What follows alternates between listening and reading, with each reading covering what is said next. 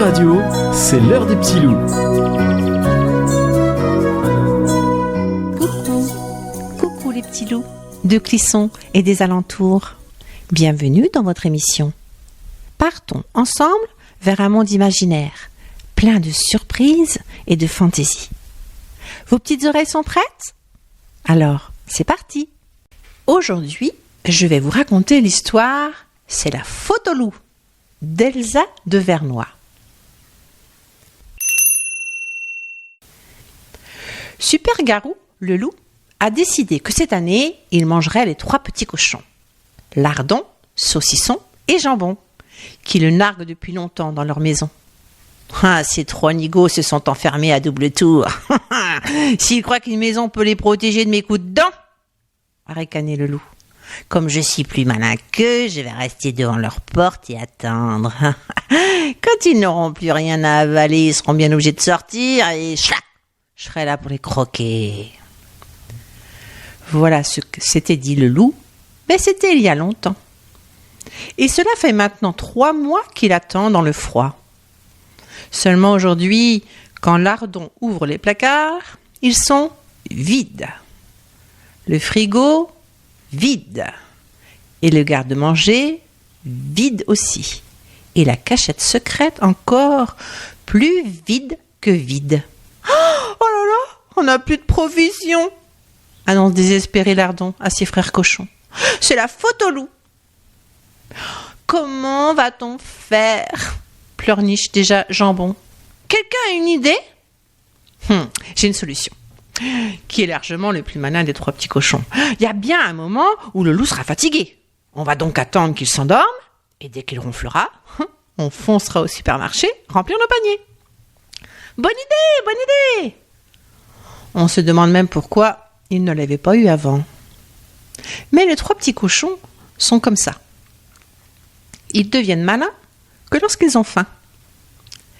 Dès que le loup ressemble à un gros tas de poils somnolents, les 3 petits cochons, bien qu'apeurés, se faufilent hors de la maison et foncent au supermarché. Les paniers bourrés à craquer sont lourds à porter. C'est la faute au loup. S'il n'était pas aussi casse-pied avec ses « j'attends que vous sortiez pour que vous croquez », il n'y aurait pas eu autant de nourriture à rapporter d'un coup. Quand on arrivera près de la maison, prévient Saucisson, on marchera sur la pointe de nos pieds de cochon pour ne pas réveiller le loup. Ainsi, on pourra rentrer l'air de rien bien au chaud. Fastoche ? Ouais, fastoche, répliquent les 2 autres en claquant des dents et en croisant les doigts. En essayant en tout cas, parce que les doigts de cochon, c'est pas vraiment ça. Seulement, quand les 3 petits cochons arrivent près de leur maison, Super Garou a disparu. Pendant leur absence, il s'est réveillé, il s'est levé et il s'est caché. Mais où ?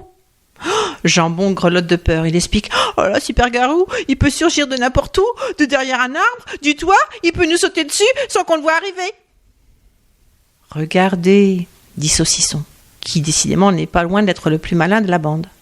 Là, des traces de pas. Et les empreintes montrent distinctement qu'il est allé se cacher sur le côté droit de la maison. Moi, j'ai une solution, déclare à nouveau Saucisson. Bah c'est quoi ? Demandent en chœur Jambon et Lardon. On va foncer jusqu'à la maison, protégés par nos munitions.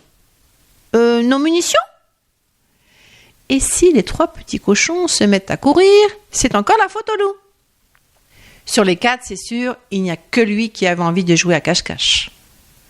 Quand les 3 petits cochons sont tout près de la maison, Super Garou surgit de sa cachette en poussant un énorme « Ah ah ah ! Oh, maintenant je vais vous attraper et vous dévorer mes jolis dodus !» Mais qu'est-ce qu'il croit le loup ? Que les cochons vont se laisser gober sans batailler ? Saucisson prend la tête du combat et tonitru. « Larguez les munitions !» Les 3 petits cochons lancent leurs provisions sur la tête du loup. En plein dans l'œil, la boule de céleri et les kiwis aussi. Quant aux artichauts, flash, au milieu du front. Les mandarines, ah bon, raté.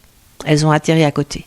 Mais la citrouille, ouille, ouille, ouille, ouille. Et les citrons, Super Garou a beau se protéger avec la patte, ça lui fait mal.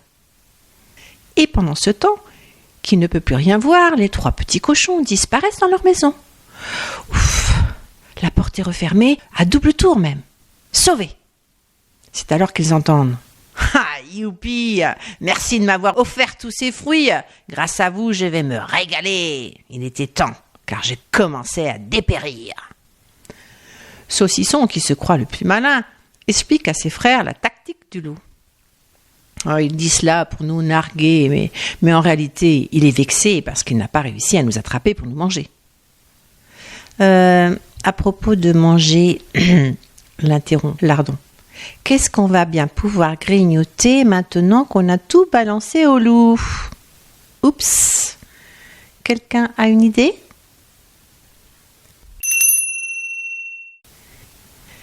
Et voilà, l'histoire est finie. À bientôt les petits loups pour une nouvelle histoire.